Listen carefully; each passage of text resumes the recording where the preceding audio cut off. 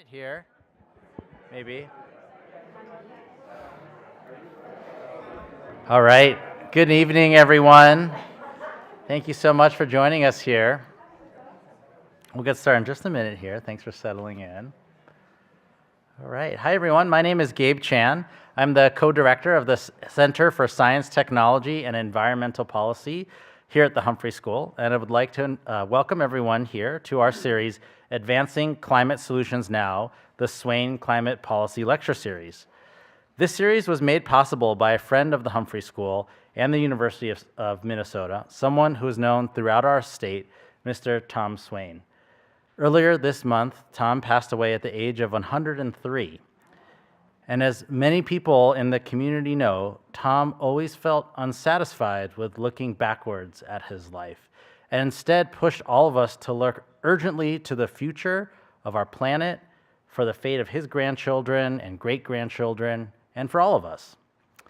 Several years ago, Tom came to us wanting to enlist his fellow citizens to find solutions to take action to address the climate threat, and looked to the Humphrey School to create this series, Advancing Climate Solutions Now.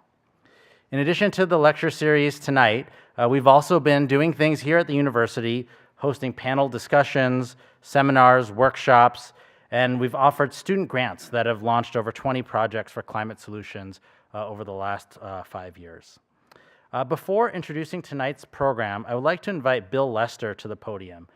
Bill is the chair of the Swain Climate Action Committee, and he would like to offer a few remarks about the incredible life of Mr. Tom Swain. Thanks, Steve. Thank you.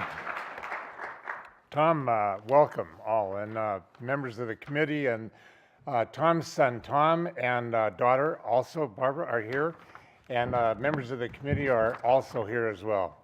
But Tom Swain was just a character. He touched so many lives he had 16 salaried jobs, half of which were in the public sector, half in the private sector. He was a remarkable, and there's a wonderful book co-written by Laurie Sturtevant, who's here as well, about his life called Citizen Swain. And he was one of those people who was indefatigable, never gave up, never said that was enough. And no matter what you did or how well you did it, you always were leaving a little bit on the table, and he wanted to make sure that that also got stepped on the table and stepped up. He was a man of action, and he, starting with a public job where he chaired the Centennial Commission in 1958, and moving all through this tremendous number of jobs, St. Paul companies. Along the way, one of the things he did very, very well was mentor women, young professional women, to the extent that one time at St. Paul Companies, they organized a luncheon called Women Who Love Tom Swain. And I thought, wow, that's an incredible thing that you would have that kind of an impact. 3.5 years ago, he's turning 100, and I was talking to him and I said, this is pretty spectacular. We should do something special. I said, how about if you throw out the first pitch for the Minnesota Twins, ceremonial first pitch? He said, I am not going to do it. If I can't throw it from me to Gabe, I'm not going to do it. But I would like to tackle something else. And I said, sure, what's that? He said, I'd like to do something about the climate. I said, geez, I could have done the pitch with 2 phone calls. This one's going to take a little bit more work. And through that effort, raised close to $600,000 from many, many people whose lives he touched and who he motivated to deal with and attack this incredible problem that is no longer just it's a climate crisis. And it's not just climate change, it's a crisis. And when he would look at his children, kids, grandkids, great-grandkids, and he would see a world that is burning up in their lifetime, and therefore you have to step up and take whatever action you can. He also had he was a very good friend to have, and he was one of those people that when he touched your life, it was so impactful. So a couple of weeks ago, right before he died, Dinah, who was working with the Humphrey School, said if we could get a quote for him to use in this last piece, And so I went over and I said, we need a quote. And he said, have you got a pen? And I said, no, but I can get one from your room. So I got the pen, and he wrote, the climate is getting hotter, and we all must do more now. It was such a poignant moment in his life and the lives of everybody he touched, including me. And so we thank him for everything he did, and we're not ready to let this go yet because there's still much work to be done. And the fine work done by Gabe and the staff at Humphrey and creating the next layer, the next generation of leaders in climate. And there was a meeting Gabe told me about at the legislature, not the previous session, where they actually, the student leaders, people who had been to Humphrey School, were on both sides of the table, graduates of this school, this institution, and people whose lives have been touched by the swaying climate change. And with that, I enjoyed the lecture tonight, Mijin Cha, and future work, keep eye. We're not ready to let this go yet. Tom would not permit it. All right, thank you.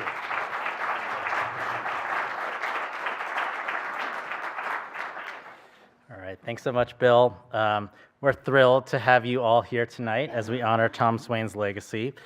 Here for our event, the Swain Climate Lecture, A Just Transition for All with Mijin Cha.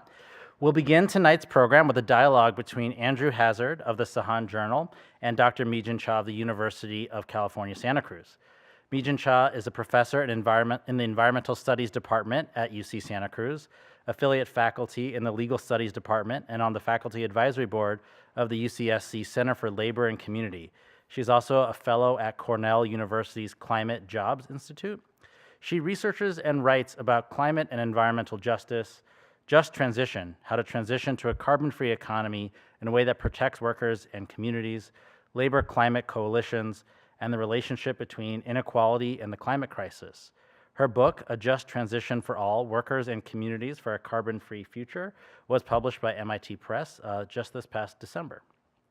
And Andrew Hazzard is a reporter with the Sahan Journal who focuses on climate change and environmental justice issues. After starting his career in daily newspapers in Mississippi and North Dakota, Andrew returned to Minneapolis, where he worked for local publications like the Southwest Journal. He is a graduate of the University of Missouri School of Journalism and a member of the Society for Environmental Journalists. So we'll welcome Andrew and Mijin up to the stage in just a minute, and after their conversation, Andrew and Mijin will be joined by Tamara Lowney of the Itasca Development Corporation and Greg Mast of Clean Energy Economy, Minnesota. But for now, please join me in welcoming Andrew Hazzard and Mijin Cha to the Humphrey School.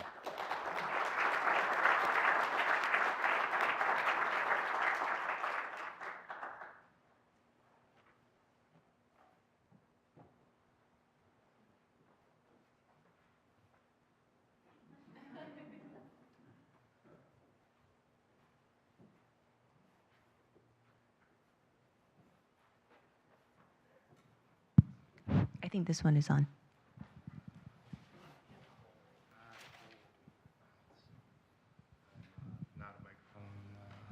Guy, so they don't let me on the radio very often, so you're all just gonna have to bear with me on that. Thank you for being here. That was a really interesting book that you've published, and it, I think, is a great vehicle for us to talk about what a just transition means. And to start out, I want to ask you, what does transition mean to you? Because I think the definition that you lay out in the book is more complete than definitions that we see in other spaces. And so if you could just share what your definition for transition is and how you arrived at that definition. Well, thank you all for being here tonight, and thank you to Gabe and to Olivia for all the help in getting here, and to the Swain family for putting this amazing lecture series together. I heard that Vice President Gore was the first speaker, and I regret to inform you that now you have me. But thank you all for being here, and it's really wonderful to see you. I think it's really important to think about what transition means, as you point out, because we keep hearing that we are in an energy transition. But the truth is that for us to be in an energy transition, we would have to be displacing fossil fuels, so winding down the fossil fuel system as we are building up the renewable energy system. And what we find instead is that what a lot of sociologists have called an energy addition. So instead of displacing fossil fuels, we are just adding renewable energy in addition to the fossil fuel energy that we are producing. So in fact, we are doing nothing, not nothing, but that when we talk about an energy transition, I think it gives us a false sense of advancement in that we are winding down the fossil fuel industry. But in fact, we have to be much more explicit about winding down the fossil fuel industry and not just rely on this idea that we are in an energy transition, rather we are in an energy addition. And I think it's very important to keep this in mind because we keep talking about climate change and renewable energy generation, which is wonderful, and the supply side, of course, is very important. But we also have to focus on the much harder fight, which is ending fossil fuel use. Right, and as you sort of explained in the book, this addition of renewable energy that we're seeing right now is great, but this is coming at a time when the U.S. is producing more natural gas and oil than almost ever before, right? And so right now, I feel like there's a lot of discourse out there that says this energy transition is inevitable because of the market forces driving us towards clean energy. But it sounds like what you lay out in the book is that that's not exactly true, or that we cannot rely on that market force alone to get us where we need to be. Yeah, that's right. That was better what I meant to say. But in fact, we do see this, right? And you hear a lot about we just let the market take care of itself. But we do see that renewable energy is getting cheaper. But we have this fossil fuel infrastructure that is not only remaining, but expanding. And when we think about investments in fossil fuel infrastructure like liquid natural gas export terminals, you're not going to have an LNG terminal for 1 or 2 years, right? You're talking about a 10 to 20-year commitment because that capital cost needs to be recouped. And so even though renewable energy, the price is falling, we have this lock-in of fossil fuel infrastructure, which means that without proactive policies, without being explicit about it, we cannot rely on the market itself to switch from fossil fuels to renewable energy. Gotcha. And the book, you talk about these pillars, these 4 pillars of what it would take to achieve a just transition. Now, 3 of those pillars are very policy-driven, right? Needing some form of strong public sector to deliver on them. And the 4th is building up these diverse and strong coalitions, right? Of people, grassroots people, workers, everyday people in their communities who are standing up and asking for this. And I'm wondering, from your perspective, do you think we need that 4th pillar before those other 3 can come into play, or can they all come along at once? Like, is there an order of operations there? Yeah, that's a great question. I actually think you need the 4th pillar, which is diverse and strong coalitions, in order to make the other 3 pillars happen. And I argue that we need diverse and strong coalitions because nobody knows what they need during transition better than the people who are experiencing transition. And so one of our interviewees was saying, nobody ever asks you what you need. Right? They just come and tell you what a just transition is. And in fact, when you build coalitions from the ground up, not only do you result in better policy because you're talking to people who are going through the transition so you know and understand what their needs are, but you're also building political power, right? You're organizing people so that they come together, they have an idea of what they want to advocate for, and then you've built in the political power needed to push those policies forward.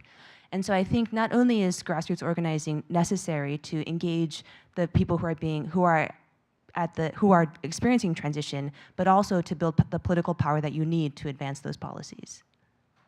And as part of your research for this book, it sounded like you spent some time in Wyoming, where it says that you grew up, and in the Powder River Basin. The Powder River Basin. So that's a big coal extraction area, correct? And I'm just wondering, from your perspective, your time there, what do you think that workers, people who actually are involved in this industry, like, what does the phrase just transition mean to them? Because in the book, you kind of lay out that there's a whole spectrum of people who range from, I don't want to call them dead enders, but for lack of a better term, people who are like, no, this is our identity, this is what we've done for generations, this is what we're going to do. People who are kind of like tepidly accepting that, hey, this is probably going away, how should we do it? And people who, yeah, I'm in favor of this, but I still need a job. Like, what did you learn there from people on the ground? Yeah, I think actually I went to Wyoming in 2019 after 2 big coal mines had very suddenly shut down. And it left a lot of people out of work, and they literally just closed the gates one day. And I went thinking that, oh, okay, so then people must think the coal industry is not for the long term, we're ready to move on to something else. But in fact, what I found was that people were saying, of course, this is the 3rd bankruptcy that we've been through, right? So they'll just do this, reorganize, and then reopen the gates. And I think it's a really important point of we have to have a much more managed decline. Again, depending on the market, means that you will have these bankruptcies and reopenings and bankruptcies and reopenings. So in some sense, they just assumed that it was just another cycle that they would eventually come around to. I think it is also true, though, that there is a spectrum of views. I think people often simplify fossil fuel regions into people whose only identity is that of a fossil fuel worker. A coal miner is the most famous example. But they also live in these communities, right? Which means that they also live with the pollution that comes from coal mining. But there's also no other economic opportunities for them. So I feel like another reason to do grassroots organizing and applied research is that you understand where people are coming from. And I think not to excuse or delay the transition, but just so that you understand the person as a whole being, rather than flattening them into their identity as a worker. There will be folks that are against an energy transition, regardless of how just you make it. And then there are other folks who, they also live in the world, they also experience climate change, but there is no other opportunity for them. And I think, especially given our history of unjust transition in the US, if we think about what happened in deindustrialization and globalization, you cannot ask somebody to make a leap into an unknown future, particularly since we have no economic safety net. So when someone loses their job, not only do they lose their job, they lose their health care, they lose their benefits. And without a transition pathway, I just don't think you can ask people to make that step. And, not that it was perfect or anything close to it in the recent past year, but I think that there's been sort of a shift since the inauguration of the second Trump administration, and people who are concerned about IRA rollbacks, things like this, and just wondering what you think is possible in terms of achieving a just transition absent support of a federal government. Yeah, I think it's probably on all of our minds now, like what do we do now? And I think it would be very tone deaf to pretend that we can just keep doing what we're doing. Like, you just have to introduce a bill. But I think that this time also means that we have to meet this moment with the severity that it is, which means that thinking small is not what's going to get us out of this crisis, right? You can't fight fascism with fascism light. So you can't say, like, we're just not as bad as the other side, right? What is the vision that we can give people? And I really believe that just transition is a way for us to build a better, more just future. And I think those are the ideas that really move people, right? I think my criticism of the IRA, as I write in the book, was that it was really focusing on giving the private sector the funds and resources that it needed to build the energy transition. But what about people? Right? What if the government itself were to build renewable energy, right? Employ people, and then you'd understand more about the importance of the public sector. Instead, it was just tax credits for private companies to build renewable energy, which of course is good, but it could have been so much more. And I think that's really what's missing in this moment, is what is this big, bold vision that really will make people's lives better, that will start to redistribute wealth from the top to people who are working. And I think we don't get there from tax credits and subsidies. Right. And so sort of what you're talking about in the book is that, the current system of, democracy supporting capitalism is not necessarily going to get us there. And it seems like you're making the case that we need some kind of larger social democratic type of structure with a larger safety net or larger government involvement in promoting policies or giving people an opportunity to do paid training, stuff like that, to really transition them. Like, is that sort of societal shift needed to accomplish this just transition? I would argue yes. I think that if you think about the root causes of why we are in the climate crisis, I think there are some people who think we just have an emissions issue, right? So if you capture all the emissions, then we can just keep living as we're living and everything will be fine. I think folks like myself think climate change is the natural conclusion of systems of extraction like capitalism. And so green capitalism cannot solve the problem that capitalism has caused. And so I hope that's an agreement. So we need things that will move us beyond these systems of extraction. And so I think, we have a lot of wealth in this country. It is just being hoarded by a small number of people that are becoming even richer as they dismantle our federal government. And so I think that government is something that should truly be democratic, for the people, by the people. And that vision requires us to think much broader about how can we support people, right? Like if every job is a good job, we have to worry less about what happens to this specific coal miner, right? Because every job would be a good job and they would have an economic safety net. That's what happened in Germany when they moved away from coal mining. But instead, we have the system where people, it's just getting harder and harder to live. And I think in those conditions, you can't think big, right? You can't think about what more do I deserve? And we need to really break this cycle. You write in the book that justice dictates the conditions of the energy transition. And just wondering if you could expand on that idea, like what does that mean to you? And do you have like a vision for what that could really, look like? I think the only way to have an energy transition is through a just transition, because I think we have just left too many people behind in previous transitions, and if we think about the scale of the fossil fuel system, we cannot leave all these people behind. So I think that justice means different things to different people, and I think it's not that helpful for us to have like a one-size-fits-all idea of justice. I think that's really for communities and workers and people who are directly impacted to decide. I do think that there are principles that we could think about, and one that I write about in my book is from an organization in Oakland called the Movement Generation, and they talk about moving from systems of extraction to systems of regeneration. And so rather than having our systems focused on wealth and building wealth, so that is through extraction of resources and people and capital, we move to a system of regeneration which is focused on well-being. So how can we create the conditions where everyone can thrive? And I think moving from extraction to regeneration is fundamental to this idea of justice and a just transition. Just is such a hard word, right? Justice.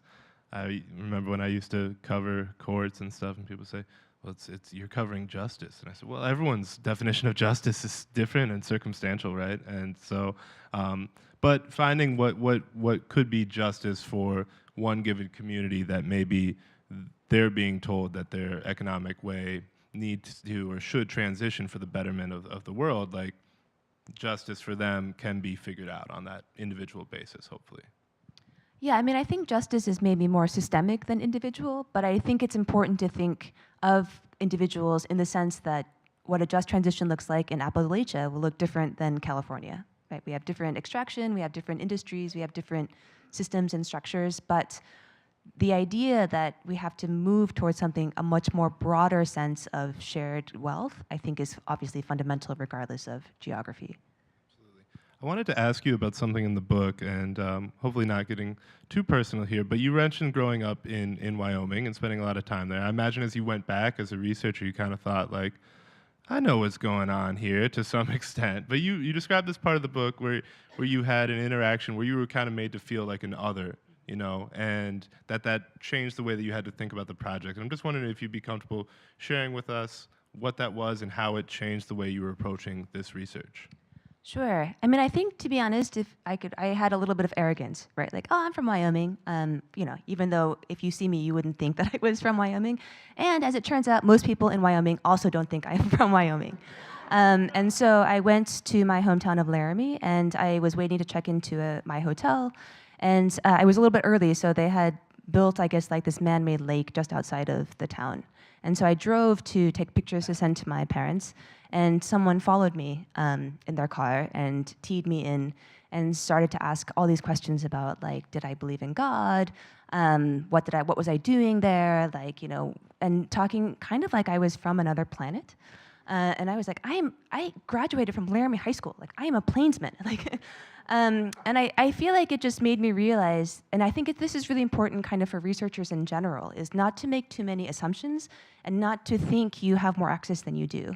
So it didn't change how I was thinking about the research in general, but it definitely it kind of humbled me in a way to think, like, I don't actually know what's happening. I don't actually know this place.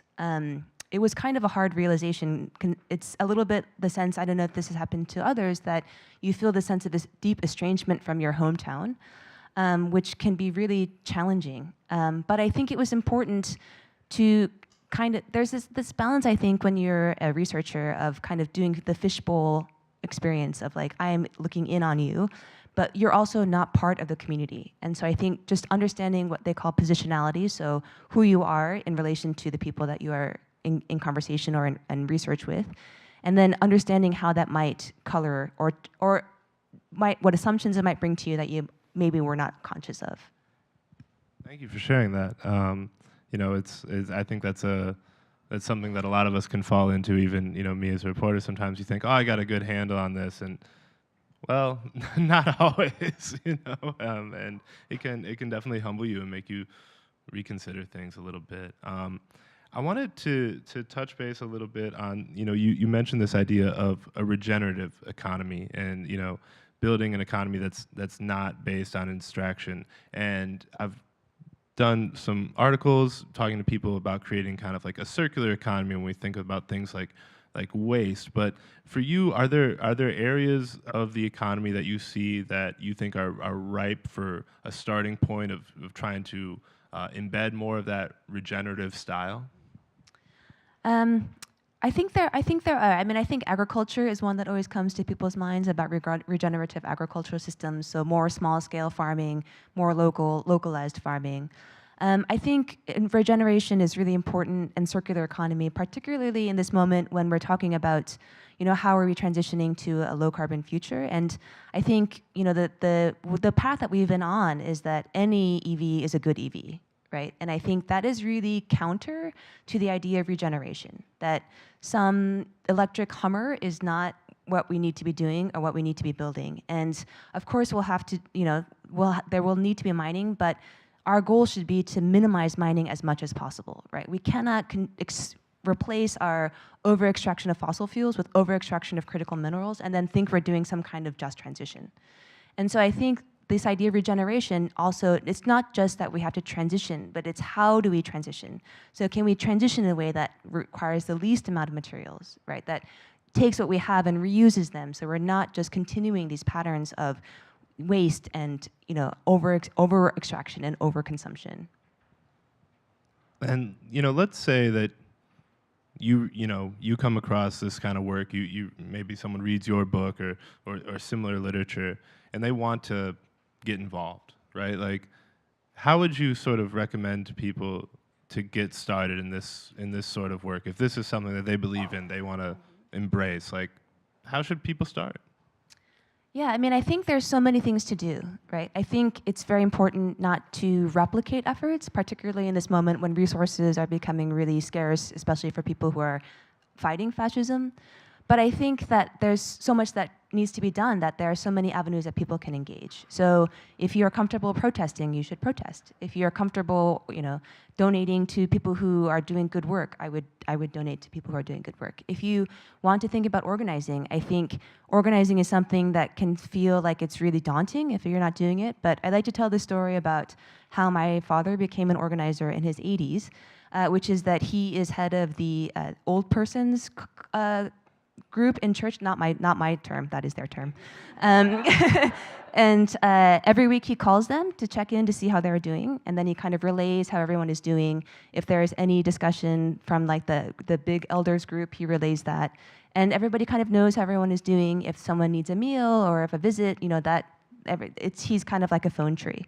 But that is in fact organizing, right? Building a community in which you care for each other, you take care of each other, and then from there you have built trust so that you can do other things. Like if you wanted to do a group phone tree to call your legislator to make them do something, right? So I think building community in this moment especially is really important, because fascism makes you feel like you're alone and you're powerless. And when you organize with others, you realize that you're not alone, that there are many things that we can do, but we have to do them together. And that's great. It sounds like the kind of, your father's doing this on the phone, but that sounds like the kind of organizing that could take place in like a McDonald's cafe, which 100%. I think is ideal. Now, I was curious, from your perspective in your work, have you come across a situation or a community, maybe here in the US, maybe elsewhere, where you think, okay, this is giving me an idea, or this is somewhere where people could look to as a good example of what a just transition could be? You know, I talk about this in the book, that there are not many examples of successful transitions, right? The fossil fuel transition is not the first transition we will face. You know, as economies mature and develop, transition is inevitable. but our inability to support workers and communities through these transitions is what makes them unjust. And so part of the challenge is that we are just at the beginning, I would argue not even in an energy transition yet. So examples of just transition are hard to come by. I think there are examples that we can look to, like the Ruhr region in Germany, which moved away from coal mining and steel manufacturing. And they did so by diversifying their local economy. They have a very strong safety net, so it really supported workers that lost their jobs. But the story that I like to tell actually is of Arvin, California, which is this tiny town in the Central Valley of California. And they passed the first in-the-nation setback bill, which means that oil and gas drilling cannot happen within, theirs was 600 feet of sensitive sites, so hospitals, schools, churches, homes. And it was a real fight. The fossil fuel industry went really all out against it. Arvin had to do, the folks that were organizing Arvin had to do an electoral campaign to get different people elected. Even when the ordinance passed, they had to threaten to sue. My friend Caroline Farrell, who was part of the Center on Race, Poverty, and Environment, she's quoted in the book, she said you had to straight up harass people. But they won in the end, and Arvin is this tiny town, and then that 600-foot setback law became a statewide 2,500-foot setback law. So I feel like there are examples everywhere of people coming together and fighting the fight, and they may not win on the first time, but if you keep trying, eventually we will win. That's very inspiring. It's sometimes it can be daunting, I think, to think about. If people do want to get involved, sometimes how many meetings in a middle school gym am I going to have to endure to accomplish this goal? Which it's intimidating sometimes, right? But just getting some of those micro wins can be really helpful. And before we bring the others up here, I just want to ask about, you published this book a few months back. What kind of reception have you got from it, and what has the experience been like for you to share this work? Well, it was not maybe the politics were not what I had hoped they would be. But I actually think, if anything, maybe this is the time for this kind of bigger thinking. I think it's almost harder when we have, not harder, when we have a Democratic administration, for instance, you become like the troll in the room who is always complaining. But I think now we have an opportunity to really think about, what do we want the future to look like? And I think that hopefully my book can provide some ways to think about climate change in a different way. One thing that is really important to me is that socioeconomic considerations, so things like wages, things like healthcare, are actually climate issues. And I think the climate movement has for too long been too narrow about kind of what is climate change and what is part of the climate movement. And someone in my book, they were talking about the number one just transition policy that is passed in Kentucky is the Affordable Care Act, because then you actually had healthcare. And so I think it's really important for us to think much more broadly about what are climate policies, and what every policy is a climate policy, right? And I think it's also important for academics to write things that people can understand.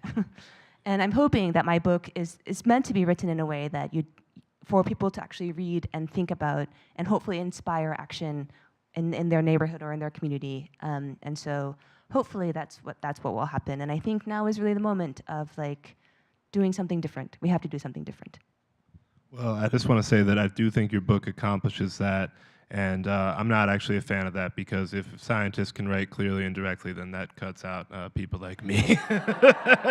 But you did a good job. But I think we'd like to bring up the other members of our panel here. We have Greg Mast joined us from the Minnesota Clean Energy Economy, or Clean Energy Economy Minnesota, SEAM. Greg has more than 20 years of experience in project development in clean energy, and is a wonderful resource for economic development here in the state. And we also have Tamara Lowney of the Itasca Economic Development Corporation in Grand Rapids, where she has helped launch a workforce development center called The Forge, and she is also the chair of the Minnesota Energy Transition Advisory Council. Thank you guys for being with us.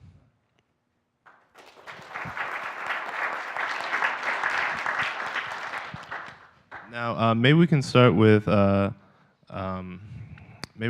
Greg about what does the term just transition mean to you? You're obviously working on economic development issues when it comes to clean energy, but kind of focus a lot on that workforce side of it. So just as you kind of reflect on just transition, where do you think about that? How do you try and incorporate that into your work? Yeah, thank you for the question, Andrew, and it's just a joy to be joining all of you this evening. Special thanks to Gabe, Olivia, Tom Swain, and the Swain family. Thank you for hosting this really important conversation, and it's great to be joining this esteemed panel as well. And Andrew, thanks for moderating. I would just say that when I think about just transition, for me, it's really like people-centered, right? And ensuring that no one is left behind. I think Mijin has already hit on some of this from her work and from her book, but a lot of what I've experienced personally as I think about this transition that we're in, and just very briefly for a little bit of background.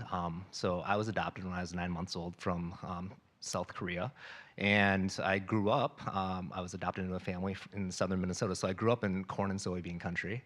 And as I was growing up, I also had the good fortune of being in a family where my mother was a school teacher and my father was a small business owner. And he ran a metal fabricating shop in a small town, about 2,000 some people. And we were actually living in the village right outside of that small town of 2,000 people, so where I grew up was even smaller.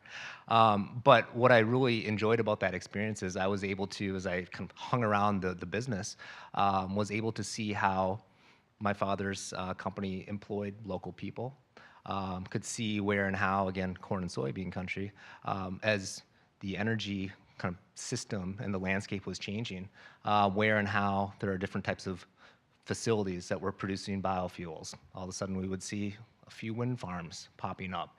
And what that meant was actual business for my father's company in helping to fabricate, provide different components. Also thinking about different inputs into what would make all these projects work, right?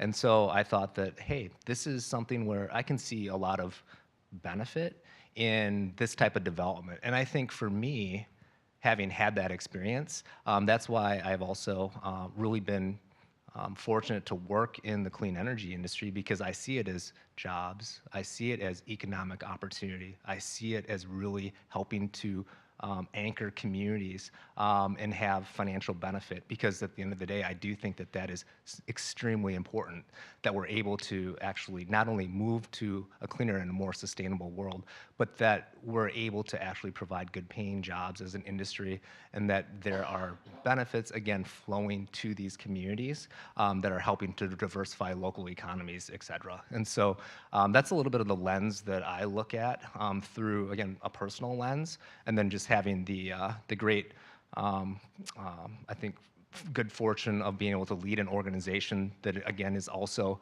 a coalition of clean energy businesses, and to elevate this business case to accelerate the transition to a clean energy economy. I think that that is something that, again, in order to really make it tangible, where I think folks are generally going to be open-minded when it comes to how can we diversify economies, how can we provide jobs, how can we generate tax revenues, all while making our energy cleaner, more reliable, and certainly increasing our energy security and our independence. And so those are some buzzwords, but I think that they're really legitimate and really important kind of foundations for how we continue to move forward at the pace and also at the scale that's necessary for our climate. Thank you. And Tamara, I would ask the same to you in your work in Grand Rapids and doing workforce development and obviously participating in the Energy Transition Council. How do you think about just transition? Well, first, thank you very much for having me. I had a wonderful drive down, about 3 hours from greater Minnesota to Minneapolis on this sunny day. You know, I echo Greg and his introduction. I think it's really important. We've learned from our tribal neighbors that it's really important to help you understand who I am and where I'm from. I'm a part of a family that has a history of logging and forestry, family members that are miners, small business owners, people in poverty, people that have worked their way out of poverty. generations of family that are farmers and working the land in northern Minnesota. It's been a big part of my history to be a part of small communities. I grew up in a community called Hill City. I live there today with my 9-year-old daughter and husband. We're very much a part of that community of 500 people. We love engaging in the Lions Club and being a part of coaching small teams and really engaging in the ways that communities really hope that you do. But I would start by saying that's one of the big challenges that we have in defining a just transition is that communities don't operate the way that we used to, right? We used to have a community of volunteers. We used to have, and I'm looking around the room and seeing many people who probably still are vastly involved and volunteer and engage. And today's communities in rural Minnesota specifically, it's really hard to do that. It's hard to imagine going out and working 40 hours a week, having both family members working, and still being able to engage beyond that in a meaningful like tomorrow, because that's not what they're facing today, right? They're thinking about the price of eggs, if we all are thinking of those things. We don't care about the lake that we catch all the best fish in and bring home to our families. We know that that really hits a sore note. And so when we want to work on a just transition in communities, we have to be willing to really consistently show up in those communities and try to understand the people that live and work there. And when I say that about my community, I grew up there and I left for 18 years and I came back. After traveling extensively, I came home with this whole rejuvenated energy that I was going to bring back to my home. And I had to almost relearn what it meant to be a rural Minnesotan, how hard that really was. And I think just transition looks really different in Grand Rapids, Minnesota than it does in Sartell, Minnesota, than it does in Wyoming, and certainly what it looks like in Appalachia. And so I really appreciated your words around thinking about each community individually and how we meet those folks on their terms. Because I can tell you, our terms look very different in my hometown than they do in other hometowns in Minnesota. And I've learned a lot of that through working with the Energy Transition Advisory Committee by visiting each of those communities. Some are very ardently interested in farming, right? And what does solar panels do when it's covering farmlands, right? And some of those are ardently interested in how they continue to have a livelihood that will allow them to stay in the place where they have the best hunting and fishing and how they can be near their families. So it's a much bigger, broader question than, a lot of people in these climate-concerned areas don't care. They care, they just need to be talked to in a way that makes it meaningful for them and gets to the root of what's important to them. So just for them is the same as you. It's well-being, it's livelihood, it's family. Thank you. And, I thought a good topic from the book to discuss with this group is some of the arguments that you lay out about jobs versus the environment, right? That comes up a lot, right? And sometimes that can be, I think, not a super honest assessment of what's going on, but other times I do get it, right? People say, well, if mining is extractive, then maybe we shouldn't do it or try and do it less, and then also that's probably bad for the environment, right? Or we know it's bad for the environment. And just curious, for the panel, how you guys try and address those issues of jobs versus the environment. I guess I'd start with you, Tamara, as someone who is sort of up in that mining country and maybe deals with that a little bit more in your workforce development work. Well, I would say that in our rural area, we still have very active mining. We have active forestry, natural resources positions, but I think one of our big focuses has been, especially as we've been working through a just transition, is diversifying our regional economy. The challenge that we face in that is that jobs are not apples to apples in rural Minnesota. I think a lot of folks in rural Minnesota watch people coming north and thinking, we want to turn this all into tourism land, right? We're going to have access to lakes, and we're going to have, and I know this happens in Colorado and Wyoming, these transition communities become a hotbed for recreation and tourism. And we love that, it's great. But those jobs do not pay, right? You're talking about entry-level positions, often seasonal. They often don't carry benefits and wages. And so what we try to strive for is investing in workforce development that will help people with living wage jobs. So, for example, the Forge that we referenced earlier is a workforce development center helping young people in high school and community colleges get degrees and diplomas in welding, machining. We also work really closely with the business students, trying to help and develop entrepreneurism, innovation, and most people don't realize that there are many really incredible businesses that started on the range that grew out of our areas and developed into much larger businesses. So trying to really meet kids where they are. And in rural Minnesota, that looks different. We don't have as much technology and advancement and programming. There is a lot more focus on, there are great jobs in forestry. There are really well-paying, family-sustaining wages working in these engineering jobs and working to support all types of sectors. So we try to look at the big picture and meet the families and the kids where they are. And Greg, I'm wondering, do you deal with any of that as you go out and try and sell people on project development for these cleaner energy jobs, right? And say like, hey, maybe we have a path for you to get a job that has those kind of wages. Do you see resistance to that, or how do you try and have those conversations in different parts of the state? Yeah, so much of what Tamara has shared resonates with me, and certainly with kind of the day-to-day professional job that I hold.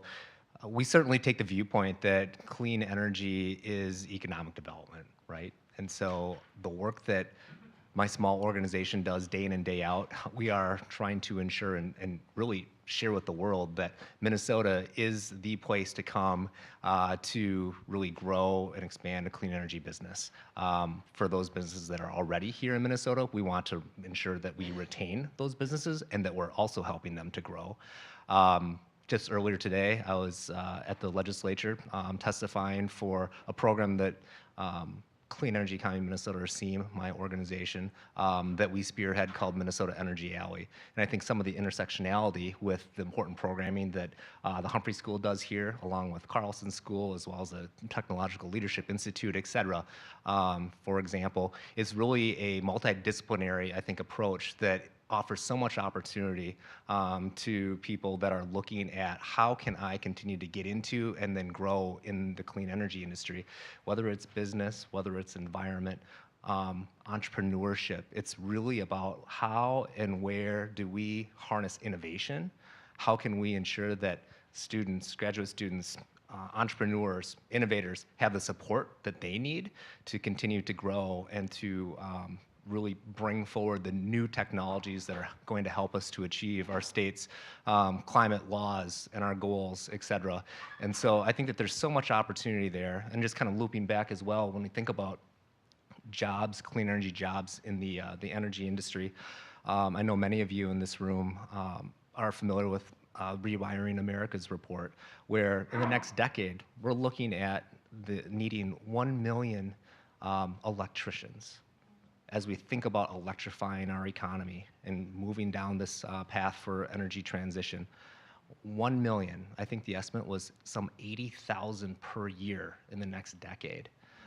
So clearly those who are in that trade, in that industry, you know that it's a good paying job, it's a family sustaining job, but again, it's very hard to attract and to get people into those jobs. So we also need to be thinking about reskilling, upskilling. That is a really vital component of, again, ensuring that no one's left behind, that we have this transition that offers opportunities.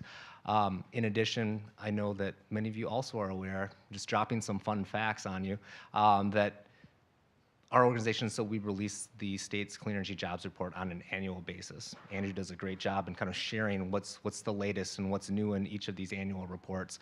The good news for all of you is the most recent report, the state of Minnesota, we have more clean energy jobs now than in our history. We're at over 62,000 clean energy jobs.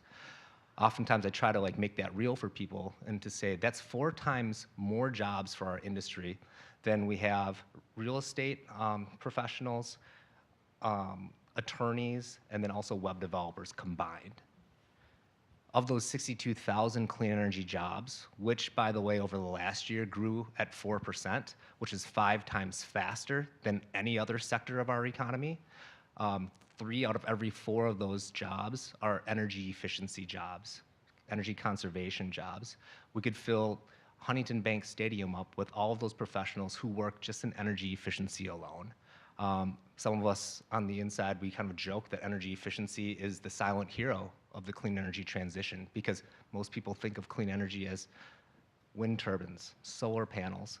But I think now increasingly it's exciting because people are thinking heat pumps, those types of things. So I think that it's just really important to think about all of these different opportunities that are out there, this huge gap and this challenge that collectively all of us have to solve for in order to actually get these things built, get these projects actually to the completion line, and have steel on the ground in order to actually achieve all of our clean energy goals and our laws. And so I just share some of those statistics with all of you, because I think it's really important that we know where we're at, because we have to measure where we're at in order to manage that, but then also where we need to go. And I will say for our organization, we have a goal of 100,000 clean energy jobs by the year 2030. Again, we're at 62,000 right now. We've got less than 5 years left, and so we've got to move and add jobs at a clip that's going to be probably 3 to 4 times faster than the amount of jobs that we've been adding year over year recently. So it's a big job in front of us.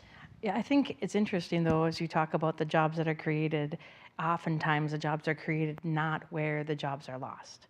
And I think that's something that we get back to the statement of the just transition of this is, while you're creating these jobs, a lot of these jobs are in metro locations. We think about, for example, one of our coal-fired power plant areas that shut down, 700 jobs were lost.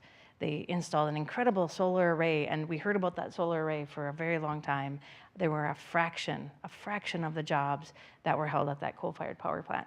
And thankfully, in this instance, that coal-fired power plant was within an hour in another direction of another facility. That happens very rarely in Minnesota. So when you go to most of these locations where you're talking about the transition taking place, those locations are at least an hour and a half, 90 miles minimum from another like paying, like experience type of employment. So if you're that family member, you've developed a lifestyle around that wage. And so if you intend to continue to maintain the lifestyle that you've created, you're going to pick up, you're going to uproot your family, and you're going to have to move. And what does that do to those rural communities where those people, not only do they carry these really great jobs, but they're coaches, they're leaders of the PTA, we're working in communities. So while there's a bright side of all this job creation, it's thinking about, does that job creation cross over with where the jobs are actually lost? And today they're just not, at least not in Minnesota. Yeah, I think that is a really important point, because it's not just Minnesota, but nationwide. Right. And so I think it's helpful also to think about Tony Mizaki, who was the late labor leader who represented the Oil, Chemical, and Atomic Workers Union. And he actually is, and along with environmental justice leaders, thought of this idea of just transition, because he argued that there are some industries that are too toxic to continue. His was the oil and chemical, but I would argue now that it's the fossil fuel industry, but that transition should not be borne on the backs of workers and communities. And I think this is an example of where we can think more broadly than, I don't think it's one industry, right? I think if we think about discussing in a one-to-one replacement, I think that that leaves a lot of communities behind, because the jobs are not being created where jobs are being lost. But if we expand our thinking of low-carbon jobs, for instance, to things like care or education, right? These are place-based, low-carbon jobs that could really be much better jobs. And so I think that should be a climate issue, right? Making care work a good job is a climate issue and will help create place-based jobs. I think we can't, the same, about the energy transition, we can't just rely on the market, right? We can't just think about, there's a lot of clean energy jobs because it still needs to be built. But to your point, that there are not as many long-term jobs, and I think we should just be honest about these things so that we can really plan for a true transition. And so obviously a clean energy transition, economy build out is a huge part of the energy transition and just transition. But we also need to think about and make sure that we are creating jobs where jobs are being lost. And I think we could think about things like the federal government being the employer of last resort. This sounds really bad now considering they're all being fired, but we used to have jobs programs, right, during the New Deal. And those kind of programs can help rural communities because industries are, are a little bit reluctant to, say, locate. But we could think more creatively about keeping people in communities, because something that we've learned is that, as you've mentioned, for a lot of reasons people stay where they stay, and the job is just one of them. And economists have this idea that's called move to opportunity, that we don't have to worry about place-based job creation because people will just move to opportunity. But in fact, what happens is that people don't move and those communities become poorer. That's what happened during deindustrialization. So I think we cannot, kind of hope and dream that the clean energy economy will be a just transition. We have to make it a just transition. We have to make sure that those jobs are good jobs, and we have to expand what we think of as a low carbon job, and we have to think about ways that we can keep people in their communities and what kind of opportunities can we bring to them. Yeah, I think expanding that definition of what's a clean job or what's a low carbon job, and not having it always be directly tied in to the energy industry and whatnot is important in terms of, you made a great point about people don't want to move backwards in lifestyle, right? So if they had a job at an extractive industry that, was able to provide for a family, was able to keep a decent lifestyle, we shouldn't force people to have to move to find dignified work that allows them to maintain a similar lifestyle. And that might be going into HVAC. As Greg mentioned, one of my favorite parts about the SEAM annual report is that all green jobs are in fact HVAC. That's the most important thing you can do. I have a good friend who I used to work at a newspaper with who left journalism to become an electrician, and his lifestyle has improved. So that's, that's a good thing for people to try and get into. But just thinking about what can count as a green job, or what can count as a job that contributes to a transition, as opposed to just thinking of it as, am I working in the energy field, or am I just working in a way that is maybe no longer harmful, I think we wanted to open it up a little bit here to questions from the crowd. So if anyone has a question, maybe Gabe can help me pick lucky people, and we'll try and repeat that for everyone. Yeah. Okay. So right now I'm helping with the rulemaking process with the PCA, and they're talking a lot about community benefit agreements. I was wondering if y'all have any experience with that, and then what the feasibility of those community benefit agreements are for leading to just transitions between industries that may move in, like solar panels that may move into an area. So the question is about the MPCA's new cumulative impact law, and which seeks to address facilities that exist in overly polluted areas, environmental justice areas, and this idea of a community benefit agreement where people can sort of enter into something where we say, yes, you can expand this facility that we know might release pollution, but that, for purposes of jobs or other economic stimulation or goodwill, we want to have around, and what the feasibility of those agreements are, and if they can help lead to a just transition. Go ahead. Well, I think community benefits agreements are neither good nor bad inherently. I think there are better ones and there are worse ones. And so I think, for instance, the Staples Center is seen as like a good community benefit agreement. I think the one that Columbia University entered is not a good one. And so I think some things that would make it, that you could think about to make sure to include are who is getting the jobs, right? How much revenue is coming to the communities? What kind of opportunities are going to exist after the construction is over? And ensuring that, for communities buy-in, you need to really have community buy-in and not just have something that is really surface. And I would piggyback by saying, as you work with communities, there's a root cause of lack of consistent communication and education around what is a community benefit agreement. What are you trying to achieve through this process? And over the last year, IEDC, our organization, has led a just transition stakeholder agreement. We've had over 25 participants. We've held over 12 town halls throughout our communities. We joke we have what we call the STPs that always come, the same 10 people, always show up, which is great. It's a challenging topic, right? People are overwhelmed by the concept of transition. They're scared, they're fearful. I've had communities of less than 100 say, if my electric bill goes up by $10, I don't know what I'll do. And to you in this room, that might sound ridiculous. You probably spent $10 on your coffee on the way here.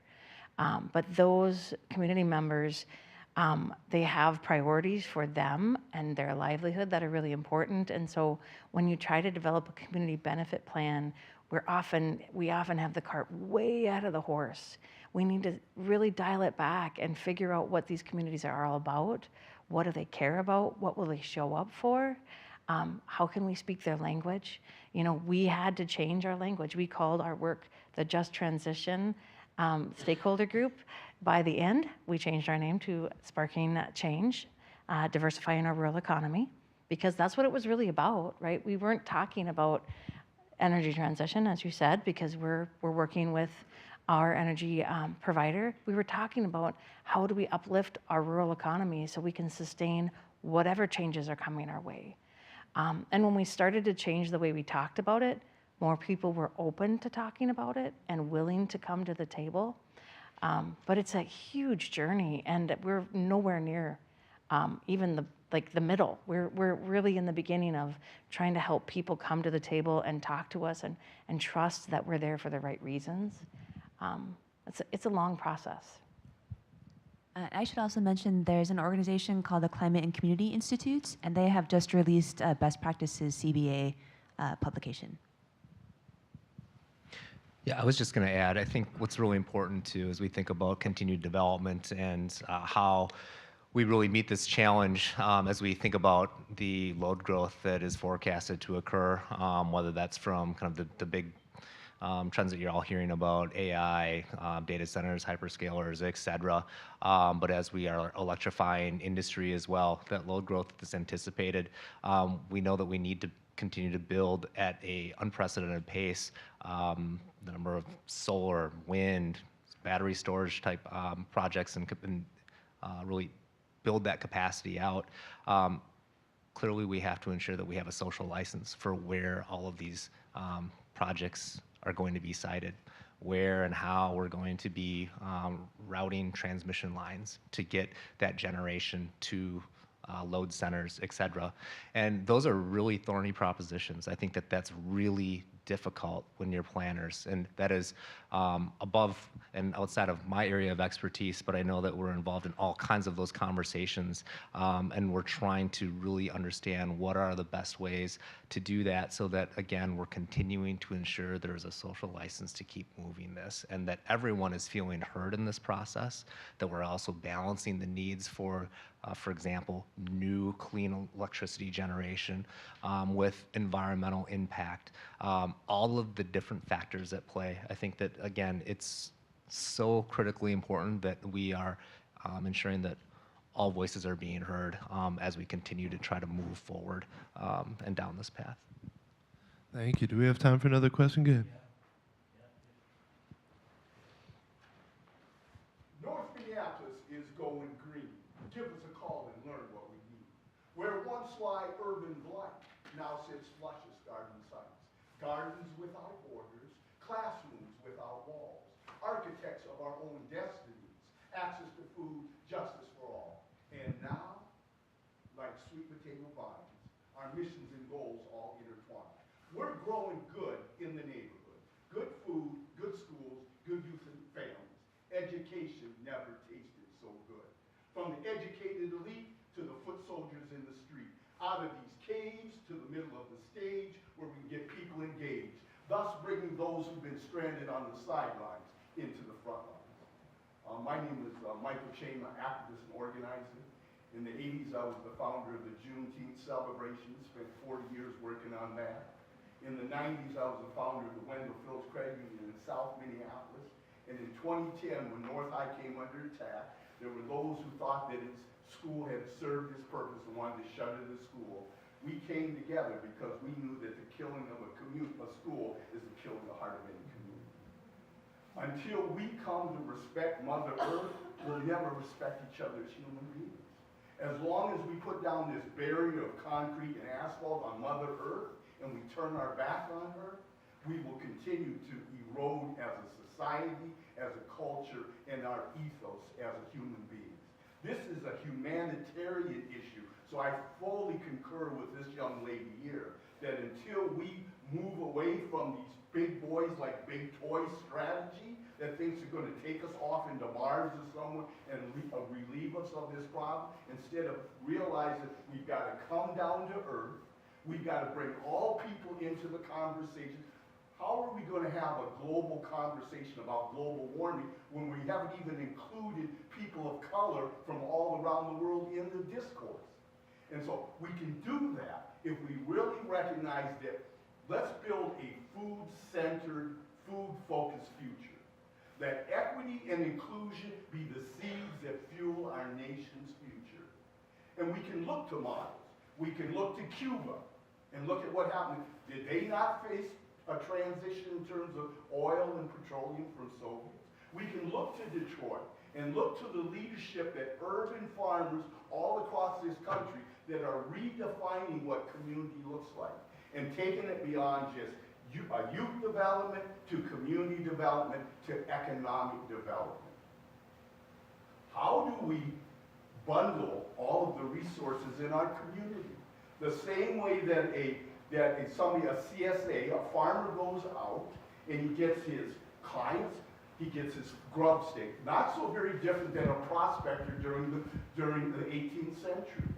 Why don't we start cobbling together all of the resource products and services in our community and create a resiliency resource rack? The same way that Comcast, you can get your cable, you can get your telephone, and you can get your internet. That's the kind of rethinking that we have to, retooling that we have to do. We can't go down this road of energy sufficiency that's going to somehow buy us out of one evil into another evil. We have to rethink, go back to the basics, and we've seen it all before through the Roosevelt administration. Where we brought people from the New Deal, who out of the Depression that was very depressing, jump-started the society by bringing young people and the underemployed to work. And we can do it again with courage and really following the leadership that urban farmers have done. I created the first urban farm legislation in the nation. This last year, we gave out $3.5 million across the state of Minnesota. And when the Republicans asked me, they said, Michael, do you want this to be just for North Minneapolis, a pilot? And I said, of course not, by no means. I want this, if we're going to maintain our place in our heritage as a farm community, then we have to pass those life skills on to all of our young people. And in the 90s, when we cut funding to life skills training, we didn't lift people up and out of poverty, we cemented their feet to the concrete. Thank you for that. We have time for one more question, Gabe. We have time for one more? Yes. If anyone wants to add in any thoughts on that? Question. Yeah, sure. And maybe I missed this, but the supply chain has really drowned out a lot of things in the last 25 years for efficiency and what have you. It just seems like, really in my career, we're talking about towns and factory towns and we're losing business and training and the reskills. And if you're good at welding, you're not going to be good at software. And it just seems like there's so many parallels to this. Maybe I missed this, but it just seems like we haven't even, we're struggling with that politically, really struggling. So how do we take this and make it work, as you say, for everybody? And maybe that's why we're here, is we're trying to figure that piece out. But I guess my question is, what have we learned that's going to make us better at this next step? Excellent. So I think the question is, what did we learn from deindustrialization, if anything, and how can we apply that to this transition? You know, I wouldn't call it, I don't know what deindustrialization was, but certainly offshoring and all the loss of jobs in our country. Yeah, I think there are a lot of things that we can learn. One is that the assistance program, the Trade Adjustment Act, was really insufficient. It only really paid for some retraining, but it didn't pay for things like when you're in training, you don't have income, so you can't pay your rent. They didn't really focus on place-based job creation. That was where the move to opportunity came about. And I think they just, the same thing of like, they just thought that there would be jobs that would exist in another industry, and then people would just move there. I think what we can learn is that, in fact, people didn't move, and we have a series of ghost towns across the country. And if we think about the scale of, as I said before, the fossil fuel economy, we cannot let that happen again. So I think what we can learn positively is that we actually know what to do, right? When people lose their job, they need resources, they need money. Sometimes it's training, but they actually need money to put food on the table, to pay their rent, to pay their mortgage. They need that not for 6 weeks, but they need it for 6 months to a year, right, as they retrain. We really need to create jobs or jobs are being lost, right? We cannot just kind of wave our hands and say that there are this many jobs that are created and kind of mumble about how many jobs are being lost. And I think we need to think much more deeply about what a true safety net looks like. Like, if every job is a good job, we don't have to worry about as much about what happens to people who lose their jobs, because we know that they will be taken care of. And I think that that's kind of the harder part of just transition, right? And the energy transition, that people will lose their jobs. We should just be honest about that. But that doesn't mean that we won't take care of you, right? And I think we can take care of people and communities through this transition, and that is something that we should really learn from globalization. I think there's also a lesson in time. One of the things that we try to do very quickly is we try to Band-Aid things, and we try to do a quick injection of funds, and this will quickly solve that issue. This has happened over the years with miners as the mines have gone through ebbs and flows. But one of the big challenges with most of these types of developments is they're in rural Minnesota. They are already maxed out on their personnel. They're people that are trying to help other people with retraining and jobs. And so funds have to be injected over a much greater length of time consistently. So you're not begging for funding every year so you can help your community. And I think that's really evident as you look at Appalachia and how deep of a hole those communities had to go through to show the rest of the nation that in order to invest and to help these communities come back to life, it's a long-term sustainable investment. And that's one of my biggest hopes. It's one of the things I constantly talk to our partners at the legislature about is, as we think about investing in rural areas, it has to be long-term, it has to be sustainable, and we have to be consistent in that. And Minnesota's doing that, right? In some of our transition communities, they're getting community transition aid over 20 years, replacing some of the tax base that's lost. But as you look at it, it loses 5% every year. So when we think about rural Minnesota, trying to attract a business of the magnitude of energy generation facilities, sometimes that's 100 new businesses. Sometimes it's 150 new businesses, because the magnitude of the tax base that's created by them is so significant. So it's not a one-time support. It's not a, here's the tax credits to those businesses. It has to be long-term. Greg, do you have anything to add to that? Not to put you on the spot. And I think we got time for one more question here. I have more a comment than a question, and just looking at there are job training programs right now in North Minneapolis at Sabathani Community Center that are training people for solar energy efficiency jobs. They get paid to do the training, they get bus cards, et cetera, so that support is out there, and we need way more of it. It doesn't even nearly address those deeper issues that Tara was talking about. But I look at a program on the Pine Ridge Indian Reservation in South Dakota. I have a friend who teaches, as Native women teach Native women how to install solar. They have child care. They house them. They pay them. Now they have to be able to find jobs, and hopefully in their community when they get out of it. But I'm thinking, if one of the poorest Indian reservations, out of reservations, so that's some deep poverty, if they can do it at Red Cloud Renewable on Pine Ridge, like, come on, we can do this. When the will is there. Absolutely.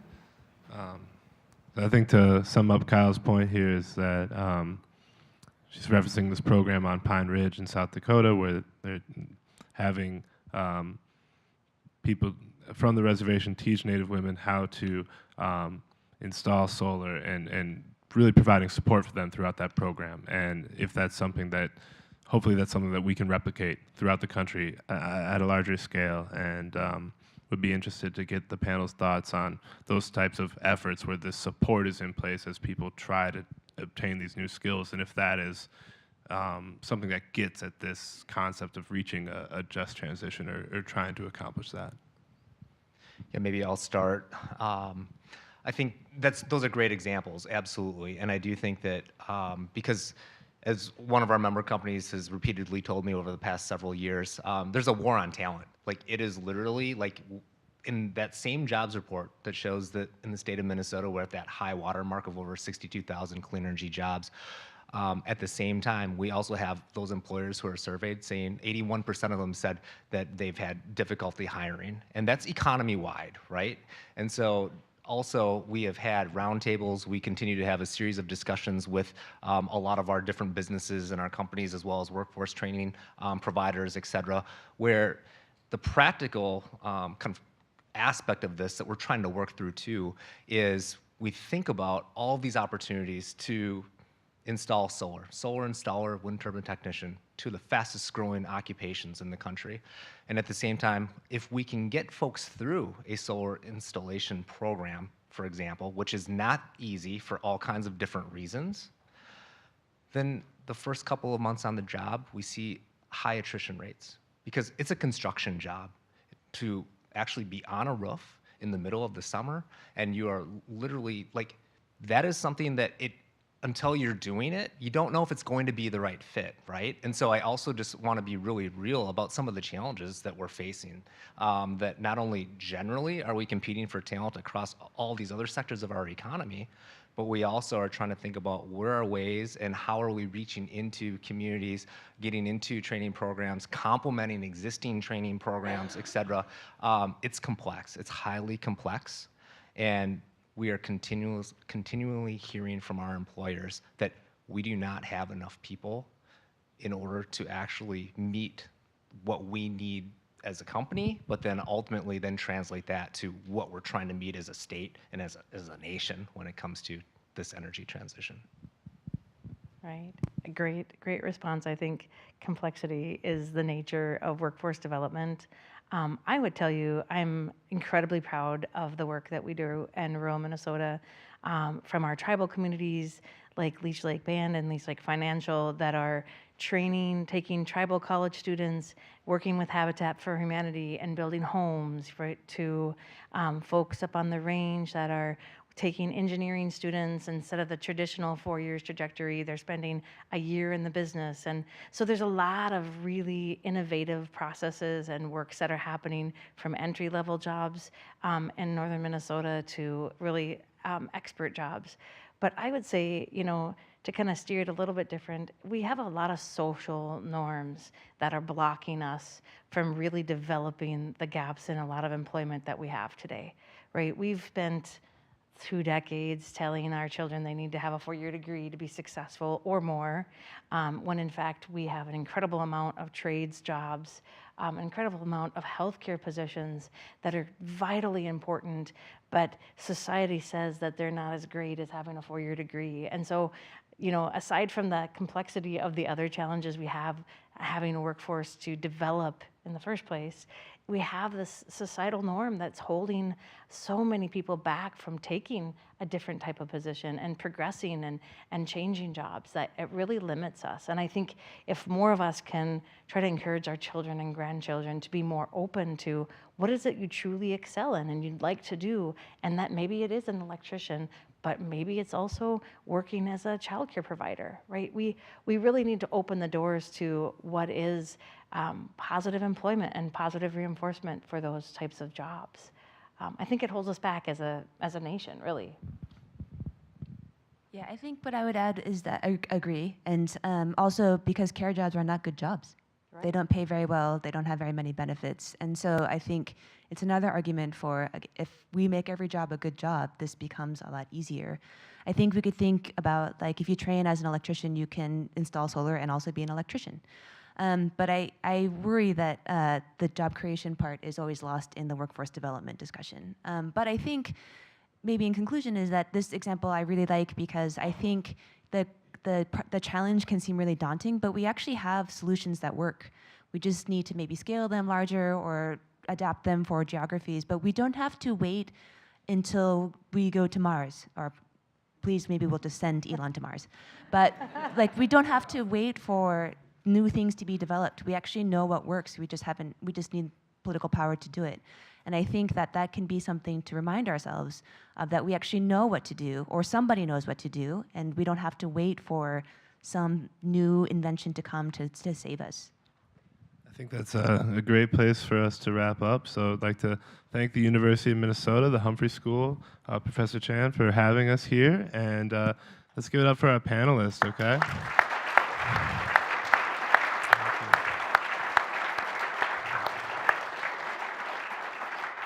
Well, thank you, Greg, Tamara, Andrew, and especially Mijin for coming and being with us tonight. And thank you all for being here. I think we heard a lot of different perspectives and thoughts on climate solutions tonight.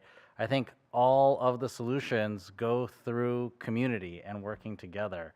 And so in that spirit, we invite everyone to join us in the Mondale Commons for some light refreshments and continued conversation on all these topics. And we look forward to seeing everyone at the next Swaying Climate Lecture. Thank you all.